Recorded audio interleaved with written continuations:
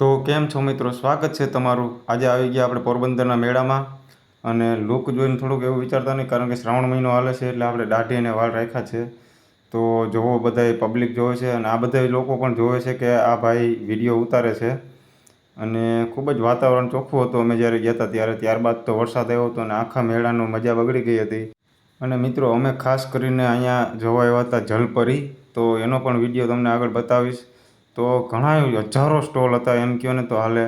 દરેક પ્રકારના નાસ્તાઓ માટેના, જ્યુસ માટેના, ખાવા પીવા માટેના અને એટલા હજારો રમકડા હતા। નાના રમકડા, મોટા રમકડા, બધા બાળકોને મજા આવી જાય એવા રમકડા હતા મિત્રો। અને અમે તો ખૂબ જ આનંદ કર્યો અને એમાં સૌથી વધારે આનંદ કર્યો હોય તો તમે જો એકલા જાઓ ને, જેન્ટ્સ હોય તો એકલા જાય તો ખૂબ જ મજા આવે, કારણ કે લેડીઝ સાથે હોય તો તમને કચકચ કરે। એટલે અમે બધા એ મિત્રો સાથે જ એકલા ગયા હતા, બધા મિત્રો। અને ત્યારબાદ ત્યાંથી અમે આગળ હાલ્યા એટલે દરિયાનો નજારો હતો। ચોપાટીની બાજુમાં જ પોરબંદરનો મેળો છે, તો જો કેટલો દરિયાનો ખૂબ જ નજારો આવે અને એટલું પબ્લિક હતું।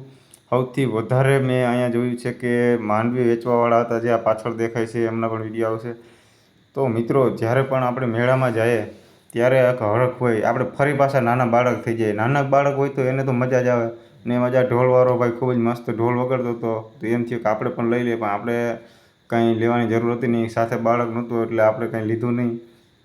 અને મિત્રો એટલા બધા માણસો તૈયાર થઈને આવતા, ચશ્મા વસમાં ઠપકારીને, જો આ ભાઈ કેમ બાકી હેન્ડસમ લાગે છે, જાણે સાઉથનો હીરો હોય એવું સીન આવે એનો, તમે જોઈ શકો છો મિત્રો।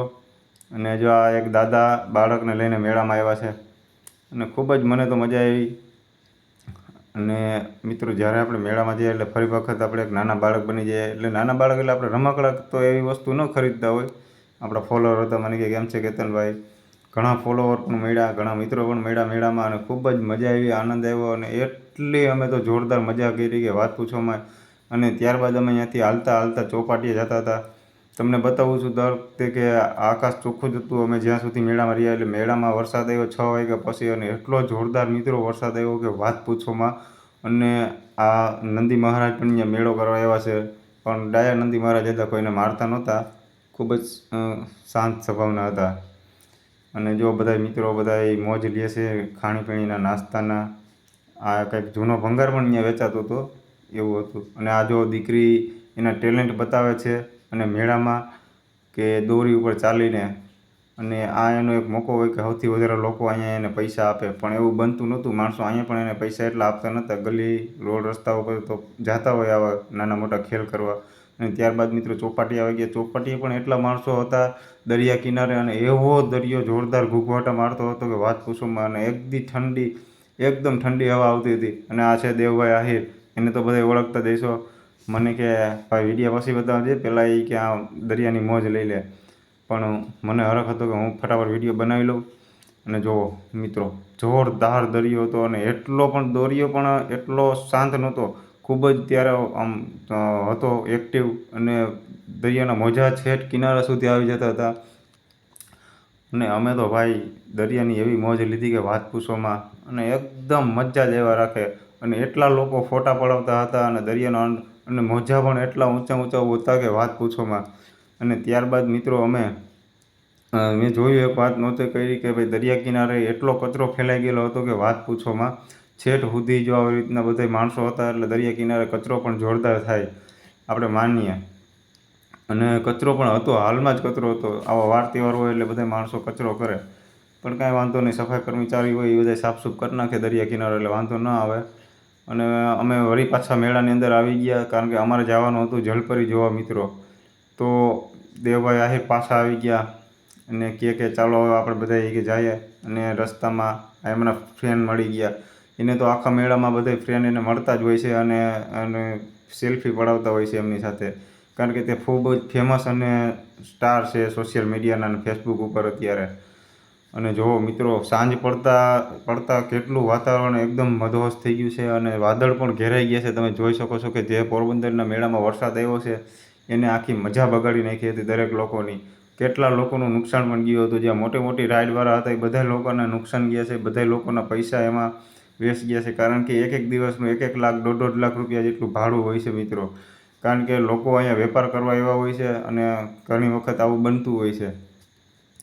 અને જો સાંજ પડી એટલે બધી લાઇટોનો પ્રકાશ એકદમ ધીરે ધીરે કરી અને આગળ વધવા માંડ્યો છે અને ખૂબ જ વાતાવરણ ચોખ્ખું અને મસ્ત ઠંડુ હતું.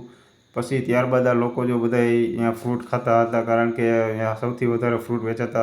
તો ફાઇનલી ચાલો મિત્રો, હવે આપણે જઈએ છીએ જોવા જલપરી. અને તમે જોઈ શકો છો કે અમે હવે આ તમને અગાઉ જ વિડીયો બતાવી દીધો, એટલે કે ભાઈ જલપરી અમે ખરેખર જોવા ગયા હતા. અને તમે જોઈ શકો છો કે કેટલી ખૂબ જ સુંદર જલપરી છે. પણ મિત્રો અમે આગળ તમને વાત કરીશ કે આ જલપરી જોયા પછી અમે એક વાત નક્કી કરી. 100 રૂપિયા ટિકિટ હતી એક વ્યક્તિની. એટલે અમે ટોટલ 6 મિત્રો હતા, એટલે 600 રૂપિયા આપી અને અમે અંદર ગયા જલપરી જોવા. અને ખૂબ જ ટ્રાફિક પણ હતી.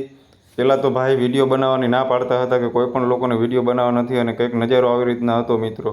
પણ પહેલાં નાની નાની માછલીઓ અમને બતાવી, આવે આડી એટલે નાની નાની માછલીઓ અમે જોઈ. જે લોકો ગયા છે એ લોકોને ખબર હશે, પણ જે લોકો નથી ગયા એમના માટે આ વિડીયો બનાવ્યો છે. જલપરી પણ એટલી ખૂબ જ સુંદર હતી, નાજુક અને પાતળી જલપરી હતી, તમે જોઈ શકો છો મિત્રો. અને તે જલપરી ખરેખર અમે જોયું ને ત્યારબાદ અમને ખબર પડી કે જલપરી નહીં પણ જલપરો હોય એવું લાગતું હતું, કારણ કે આ કોઈ છોકરી હોય એવું લાગતું નહોતું. દરેક લોકોને એવું લાગ્યું છે કે રમાડવામાં આવ્યા છે, કારણ કે એને આગળ માસ્ક પણ બાંધ્યું હતું, મોઢું ખુલ્લું હતું નહીં, અને છોકરી તો ન હોય. અને એક એને એવું મશીન પણ આપ્યું હતું જેથી કરીને ઓક્સિજન લઈ શકે છે. એટલે મિત્રો આ લોકોને એક આખો એવો કોન્સેપ્ટ બનાવ્યો હોય છે લોકોને પૈસા બનાવવા માટે અને મનોરંજન માટે. ખૂબ સારી વાત કહેવાય, પણ આમ જોઈએ તો એક પ્રકારના આપણે ઉલ્લુ બનાવ્યા એવું આપણે લાગીએ, કારણ કે આવે એક સામાન્ય જલપરી એટલે કે કોઈને આવી રીતના ગેટઅપ કરી અને પાણીમાં ઉતારી દીધી હોય અને લોકોને આવી રીતના નાનું મનોરંજન કરાવે મિત્રો. તો મેળામાં તો આવું બનતું હોય. 100 રૂપિયા ભાવ તો ખૂબ જ મોંઘો હતો, કારણ કે સમય પણ ખૂબ જ ઓછો હતો. તમને 10થી 15 મિનિટ જ આ શો જોવા દે. અને જલપરી થોડીક વાર થાય એટલે ઉપર કાચની ઉપર પેટીની ઉપર ઘડીએ ઘડીએ બહાર નીકળતી હતી, કારણ કે તે ઓક્સિજન લેવા માટે બહાર નીકળતી હતી, કારણ કે અંદર પાણીમાં ઓક્સિજન મળે નહીં. આ જલપરી હતી એટલે આની પાસે મશીન નહોતું, અને તે આવા અવનવા કરતબ કરતી હતી જલપરી. પણ હું જલપરી તો નથી કહેતો, હું જલપરો કહીશ, કારણ કે મને શંકા છે કે આ જલપરી નહોતી. ઘણા લોકોનું એવું કહેવું છે કે આ ખરેખર કોઈ છોકરી નહોતી, કોઈ નેપાળી વ્યક્તિ હોય ને એને જલપરી બનાવી અને એને આ પાણીમાં ઉતારી દીધી છે ને લોકો પાસેથી 100 રૂપિયા લૂંટી લીધા છે, એવું લોકોનું કહેવું છે મિત્રો. એટલા બધાય કોઈ મનોરંજન નહોતા, એટલા સ્ટન્ટ નહોતા, અને એટલા લોકોને આકર્ષણ પણ નહોતું. પણ આ તો માત્ર એડવર્ટાઇઝ એવડી હતી અને લોકોને એવું હતું કે જલપરી એટલે શું હશે. પણ છતાં પણ એક આ ખૂબ જ નવો અને અનોખો કોન્સેપ્ટ હતો, એટલે લોકો આકર્ષણ થયા બધાય અને બધા લોકો જોવા ગયા મિત્રો. એવું બધા લોકોને હતું કે કંઈક જલપરી નવી હશે.